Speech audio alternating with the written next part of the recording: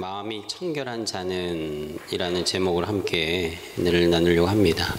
여러분, 한 구절씩 한 구절씩 오늘 팔복에 대한 말씀들을 예수님께서 하셨던 내용들을 저희가 이 사순절 기간에 살펴보고 있는데, 사실은 예수님께서는 한 구절 말씀하셨지만 그 내용이 사실은 쉽지 않은 내용들입니다. 오늘 말씀도 마음이 깨끗하고 청결한 자가 복이 있고 또 그들이 하나님을 보게 될 것이라 말씀하시는 이 예수님의 말씀에도 상당히 많은 내용들이 함께 있습니다. 마음이 청결하다라는 것은 어떤 의미로 예수님께서 하신 것일까? 첫 번째로, 마음이 청결한 자는 마음을 허탄한 데 두지 않는 자를 말하는 것입니다. 두 마음을 품지 않은, 허탄한 데 두지 않은 마음. 시편 24편 3절 4절 말씀에 보면 이런 고백이 있습니다. 누가 주님의 산에 오를 수 있으며 누가 그 거룩한 곳에 들어갈 수 있느냐. 깨끗한 손과 맑은 마음을 가진 사람, 깨끗한 손과 맑은 마음을 가진 사람, 헛된 우상에게 마음이 팔리지 않고 거짓 맹세를 하지 않는 사람이다. 하나님의 성산에 오를 자, 하나님을 뵙게 되는 자들은 마음이 깨끗한데 그들은 그 마음에 우상을 두지 않은 사람이다, 이 말인 것이죠. 마음을 허탄한 데 두지 않는다는 것은 두 마음을 품지 않는다, 이것을 의미합니다. 하나님을 섬기는 사람은 그 마음에 오직 하나님만 마음에 두지 그 안에 다른 우상을, 다른 마음을, 허탄한 마음을 품지 않는 것을 이야기합니다.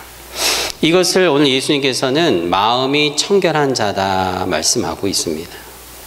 여러분, 우리 마음 가운데 하나님 외에 다른 마음, 두 마음, 세 마음, 어떤 때는 열 마음, 수십 가지의 마음을 우리 마음에 두고 품고 묵상할 때가 있지요.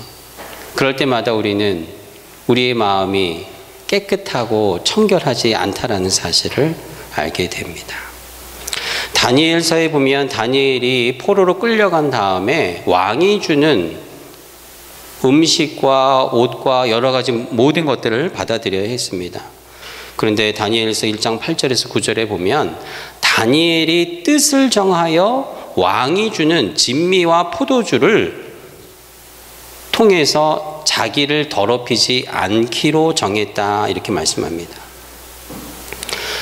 몸이 더러워지는 것이 아니죠. 그 마음에 오직 하나님만을, 하나님이 주시는 음식과 양식을 먹기로 결단한 다니엘은 그 아무리 당시에 가장 강력한 왕이었고 지배자였던 자의 뜻을 따르지 않고 오직 하나님만을 따르기로 결정한 것, 이것이 마음이 청결한 것이다 라고 이야기하는 것입니다.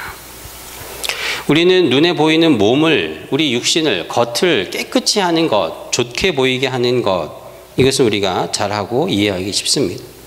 그러나 오늘 예수님께서는 겉이 중요한 것이 아니라 오늘 주님 앞에 나온 저와 여러분들의 속을, 마음을 보고 감찰하신다라는 것입니다. 시편 15편 3절 말씀에 여호와의 눈은 어디서든지 악인과 의인을 감찰하시느니라. 오늘 여러분 주님 앞에 나온 저와 여러분들을 주님께서는 우리의 마음을 들여다보기를 원하십니다. 그리스 아테네에 가면은 1000년도 전에 훨씬 지어진 오래된 예배당들이 많이 있습니다. 1000년이 넘었으니까 굉장히 오래된 예배당이고 성전일 텐데, 그곳에 들어가면은 성화들이, 그림들이 많이 그려져 있습니다. 우리 교회에는 그냥 이렇게 모자이크 유리창만 이렇게 있지만, 여러분 정교회, 헬라 정교회, 그리스 정교회 한번 가보시면 그림이 벽이나 이런 천장에 많이 그려져 있어요. 원래 옛날에는 8세기 전에는 이 헬라 정교회 안에도 천주교처럼 성상들이 많이 있었어요. 마리아 성이나 무슨 성인들의 베드로 상이나 이런 성상들이 많이 있었는데 8세기를 기점으로 해서 헬라 그리스 정교회에는 이런 성상들은 이제 금지하게 됩니다. 그러나 성화, 그림만은 남겨놨어요. 왜 그림만 남겨놨습니까? 라고 물어봤더니 이 그림을 통해서 성경을 보여주는 거예요. 천지 창조의 이야기, 아브라함의 이야기, 노아의 이야기, 예수님의 이야기를 곳곳에 그림을 그려놓고 성경을 알려줬던 겁니다. 당시의 사람들은 성경을 읽을 수 있는 그런 글자들이 번역이 되지 않았기 때문에 그렇다 그러죠. 그런데 대부분 헬라 정교회의 예배당의 성전에 가면 눈에 띄는 그림이 하나가 있습니다. 그것은 뭐냐면 커다란 눈 모양의 그림이 그려져 있어요. 천장에도 눈 모양의 그림이 있고 이 예배당 강대상 앞에도 눈이 그려져 있습니다. 그 눈이 무슨 눈일까요? 하나님의 눈인 거예요. 너희들이 예배에 나올 때마다 하나님은 너희들을 내려다보고 있다. 너희들을 지켜보고 있다. 오늘 시편에 말씀에 있는 것처럼 악인이든 선인이든 할 것 없이 하나님은 우리의 마음을 감찰하고 있다라는 것입니다. 어떤 분들은 하나님의 눈이 어디 있어? 하나님이 우리를 보고 있겠어? 하나님이 계시겠어? 의심하는 사람들도 많이 있죠. 그러나 오늘 예수님께서는 마음이 청결한 사람은 복이 있는데 그들은 하나님이 나를 보고 있다라는 것을 의식하는 자들이에요. 하나님이 나를 지켜보고 있다. 그래서 마음이 청결한 자들은 하나님의 눈을 의식하고 하나님의 눈치를 보면서 살아가는 거예요. 사람이 너무 눈치를 보면서 살면은 안 좋지만 그렇다고 해서 여러분 또 사람이 너무 눈치가 없으면 염치가 없다라고 하죠. 차라리 눈치를 보면서 사는 게 낫다라고 합니다. 우리들이 자녀들을 훈육할 때도 마찬가지죠. 여러분 자녀들이 부모의 눈치를 보고 안중을 살펴야지. 요즘에는 부모들이 자식의 눈치를 보고 자식의 안중을 살피는 그런 시대가 돼버리지 않았습니까? 자녀들을 부모님에게 올바른 자녀로 또 예의 있는 자녀로 키우기 위해서 자녀들은 어른의 눈치를 살피고 안중을 살펴야 합니다. 안 그러면 어떻게 돼요? 안하무인이 돼버리고 말죠. 그런 집안은 위아래가 없게 되는 것입니다. 여러분 집에서 동물을 키우는 개나 고양이를 키우는 분들도 알죠. 개나 고양이가 주인의 눈치를 보고 주인을 따라야지 주인이 개나 고양이 눈치를 보면서 살면 그게 안 되는 것입니다. 어떤 아는 분이 고양이가 아주 새끼 때 누군가에게 버려져서 불쌍해서 데리고 와서 키운 것입니다. 그런데 너무 불쌍하다 보니까 새끼 때부터 그냥 하는 대로 다 내버려둔 거예요. 식탁에 올려와도 이쁘다 그러고 핥혀도 예쁘다 그러고 말을 듣지 않아도 예쁘다 그러는 거예요. 어느덧 고양이가 다 커버렸습니다. 이제는 그 집의 대장은 고양이에요. 고양이가 막 핥힙니다. 언젠가는 그 집에 한번 초대를 받아서 갔는데 손님이고 뭐가 없죠. 그냥 다 핥혀요. 다 깨물어요. 저희 집 고양이 같았으면 벌써 사단이 났을 텐데 이 고양이는 그 집의 대장이 돼서 살아가는, 아무도 눈치를 보지 않기 때문에 그래요. 사람도 마찬가지지요. 우리는 적당하게 서로의 눈치를 보면서 살아야 조금씩 조심하면서 살아가게 돼요. 자식은 부모의 안중을 살필 수 있어야 되고 교우들도요 서로의 안중을 살필 수 있어야 합니다. 성도는 하나님이 항상 나를 지켜보고 있다라는 이 사실을, 이 신앙으로 살아가야만 우리 마음에 다른 우상이나 다른 마음이 들어오지 않도록, 허탄한 것으로 마음을 어지럽히지 않도록 정결한 삶을 살아가게 되는 것입니다. 사랑하는 성도 여러분, 하나님께서 우리의 마음을 감찰하고 있음을 우리는 감사해야 합니다. 왜냐하면 이들은 하나님 앞에 복받은 자들이요 마음의 청결함을 가지고 하나님을 보게 될 것입니다. 야고보서 1장 6절에서 8절 말씀에 오직 믿음으로 구하고 조금도 의심하지 말라. 의심하는 자는 마치 바람에 밀려 요동하는 바다 물결 같으니 이런 사람은 무엇이든지 주께 얻기를 생각하지 말라. 두 마음을 품어 모든 일에 정함이 없는 자로다. 마음이 깨끗한 자들, 오직 하나님께만 마음을 두어 흔들리지 않고 하나님께만 충성하는 자들인 것을 믿고 따라가는 여러분 모두가 되기를 축복합니다. 두 번째로요, 마음이 청결한 자는 그 말에 덕이 있는 자들입니다. 잠언 22장 11절 말씀에요. 깨끗한 마음을 간절히 바라며 덕을 끼치는 말을 하는 사람은 왕의 친구가 된다 그랬어요. 그러니까 깨끗한 마음, 정결한 마음, 그들은 그 말에 덕이 있다. 깨끗한 마음을 간절히 바라는 자들, love pure heart, 깨끗한 마음을 정말 사랑하는 자들이에요. 바라는 자들입니다. 추구하는 자들입니다. 사모하는 사람들이에요. 이들은 왕의 친구가 되는 축복이 있게 되는 것입니다. 마음이 정결한 자들은 그 입술에 항상 덕이 있어요. 여기서 덕이라는 말은 헬라어로 헨 이런 말 씁니다. 이 헨은 여러 의미가 있는데 대표적으로는 은혜라는 뜻을 갖고 있습니다. 그러니까 하는 말마다 은혜가 있어요. 하는 말마다 덕이 있습니다. 호의가 있습니다. 베푸는 말이에요. 넉넉하고 축복하는 말입니다. 인색하지 않지요. 오늘 예수님께서 심령이 가난한 자들은 복이 있나니부터 오늘 마음이 청결한 자는 복이 있나니라는 이 구절마다 예수님의 입술에서 나오는 이 말씀이 어떤 말씀입니까? 덕이 있는 말씀이지 않습니까? 은혜로운 말씀이지 않습니까? 우리를 축복하는 말씀이지 않습니까? 복을 선포하는 자들 아니겠습니까? 예수님의 말씀인 것입니다. 여러분, 누군가 대화할 때 또 누군가 이야기를 나눌 때 그 안에 은혜가 없으면, 덕이 없으면 그 자리를 피하시기 바라요. 그 자리에 함께 있지 마시기 바랍니다. 누군가를 험담하고 누군가를 뒷담화를 하면 슬며시 그 자리에서 일어나세요. 왜 그렇습니까? 우리 마음에 그 덕이 없는 먼지가, 더러운 것들이 날라와서 우리 마음에 달라붙기 때문에. 밖에 창을 열어놓다가 먼지가 들어오면 어떻습니까? 재빨리 창문을 닫는 것과 같은 것이. 저는 겨울이 지나고 따뜻한 봄과 여름이 오는 것은 참 좋습니다. 그러나 이제 날씨가 더워지고 그러면 하나 걱정되는 게 있어요. 더우면 날씨, 우리 집에 창문들을 활짝 열어놓는데 가끔 가다가, 아니 자주 담배 냄새가 자꾸 들어올 때가 있어요. 여름이 되면 시원한 바람을 좀 창문을 열고 맞이하고 싶은데 담배 냄새가 들어오면 어디서 오는지 몰라요. 어디선가 날라오면은 저도 우리 아이들도 재빨리 일어나 창문을 닫고 냄새가 들어오지 않게 합니다. 우리 입술에, 우리 말에 향기를 물고 다니는 분들이 있습니다. 말을 할 때마다 덕을, 복을, 축복과 위로와 격려를 쏟아내는 이러한 분들과 가까이 하는 여러분 되시기를 축복합니다. 마음이 청결한 자는 그 입에서 덕을 나오는 말을 하기 때문에 그래요. 입냄새가 난다고 그 사람과 멀리하지 마시고 아름다운 말씨는 뿌리는 자들과 함께 다니면 더불어 여러분의 삶에도 열매가 있게 될 줄로 믿습니다. 이들은 청결한 마음을 사모하고 사랑하는 자들이에요.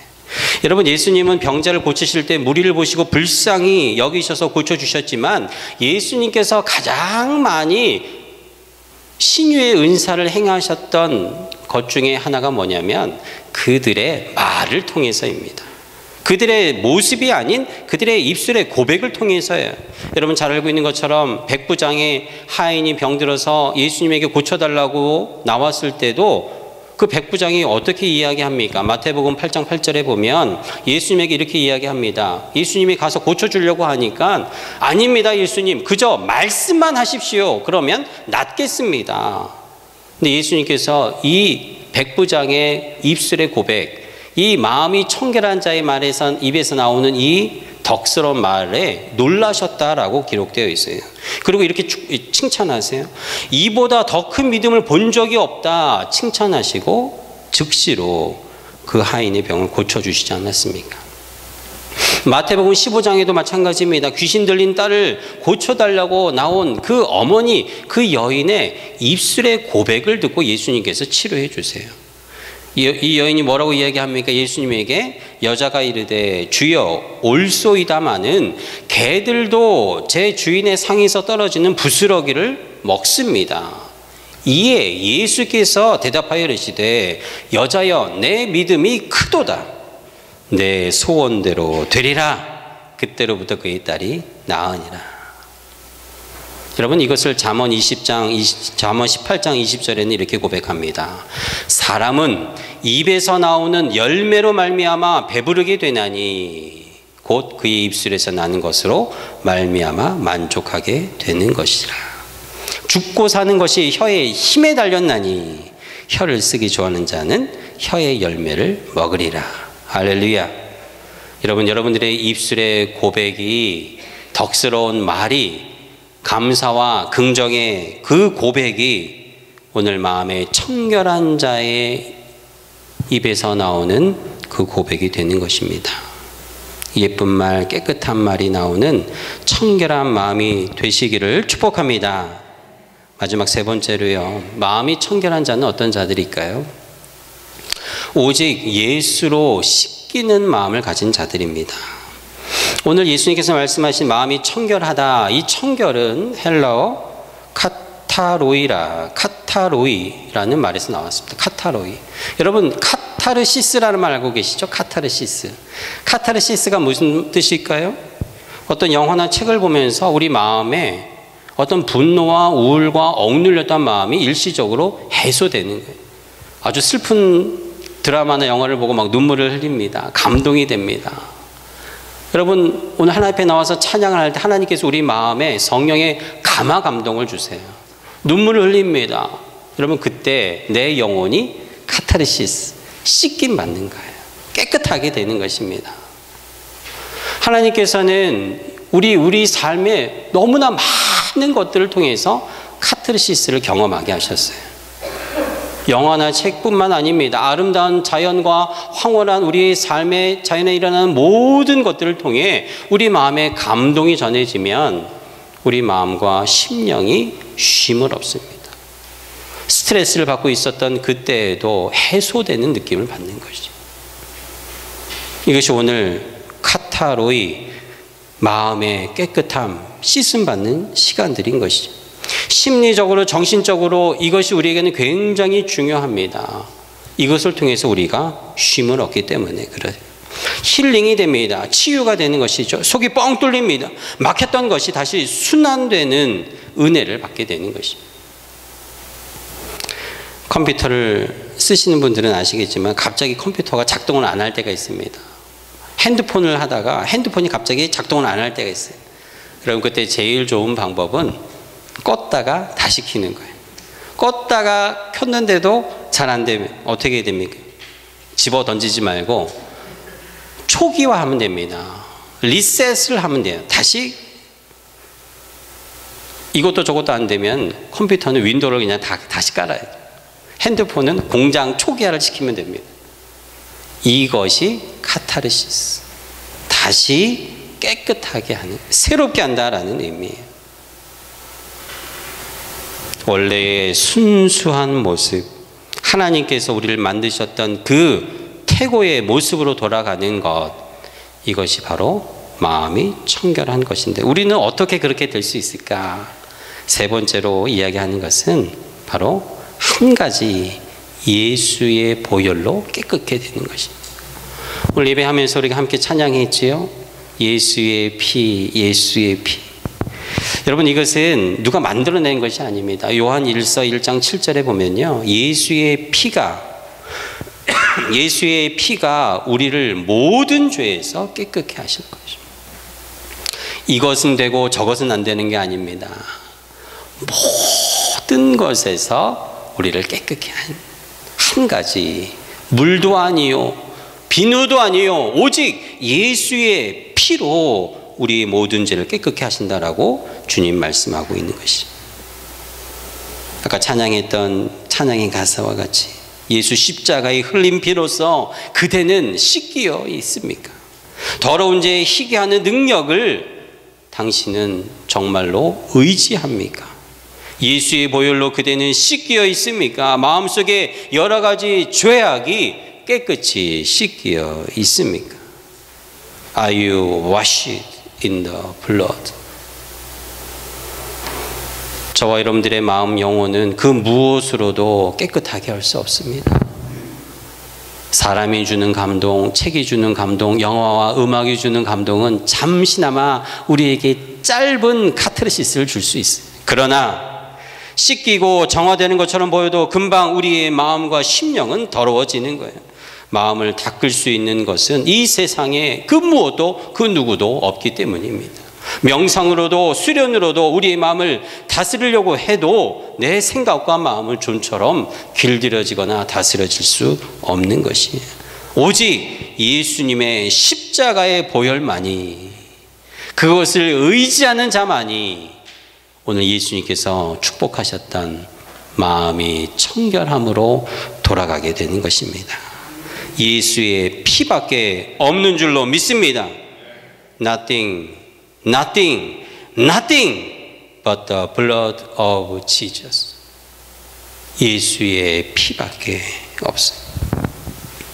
여러분, 예수님의 피로 돌아갈 때, 다시 정결케 될 때 나에게도, 우리 교회에게도, 우리 모든 민족에게도 부흥의 역사가 일어날 줄로 믿습니다. 성결운동, 예수님의 이 피에 의지하여 나가는 이 운동이 있을 때 우리 기독교회는 역사적으로 부흥의 은혜가 있었습니다. 미국의 침례교 목사님이면서 작곡가인 로버트 로우리 목사님이 쓴 찬양, 여러분 잘 알고 계시는 나의 죄를 씻기는 찬양이죠. 나의 죄를 씻기는 예수의 피밖에 없네. 다시 정케하기도 예수의 피밖에 없네. 예수의 흘린 피 날 희게 하오니 귀하고 귀하고 귀하다. 예수의 피밖에 없네. 단순하지만 반복되는 예수의 피밖에 없다는 이 고백을 통해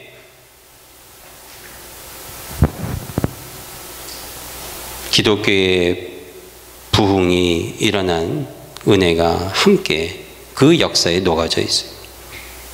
이 찬양이 쓰여졌을 때가 1876년입니다. 이때가 언제냐면 한국의 기독교의 복음이 전해지기 시작했던 19세기 말, 중부터 말에 비해서요. 한국에 선교하러 갔던 언더우드 선교사나 아펜젤러 선교사들이 바로 이 시기에, 이 찬양을 부르짖었던 이 시기에 하나님 앞에 마음의 청결함을 얻어 하나님을 배웠고 저 멀리 조선에까지 복음을 증거하러 나갔던 것입니다. 이들은 미국의 제3차 대부흥 각성운동이 일어나는 이 시기에 한국의 수많은 미국의 캐나다의 선교사들이 복음을 증거하러 갔던 역사가 우리에게 있는 것이죠. 이들은 오직 예수의 보혈만 의지했습니다. 예수님의 피가 아니면 자신은, 그들의 영혼은 정결케 될 수 없다는 것을 뼈저리게 고백하고 하나님 앞에 찬양한 것입니다. 사랑하는 성도 여러분, 우리도 마찬가지입니다. 예수님의 보혈을 의지하여 내 심령을 깨끗게 할 수 있다는 믿음의 고백을 가지고 의지할 때 우리 가정도, 우리 교회도, 우리의 이 민족들도 정결하고 깨끗하게 주님 앞에 나아가게 되는 것이, 주님의 보혈을 의지해서 기도하고 찬송하는 이 사순절 기간이 되기를 주 이름으로 축복합니다.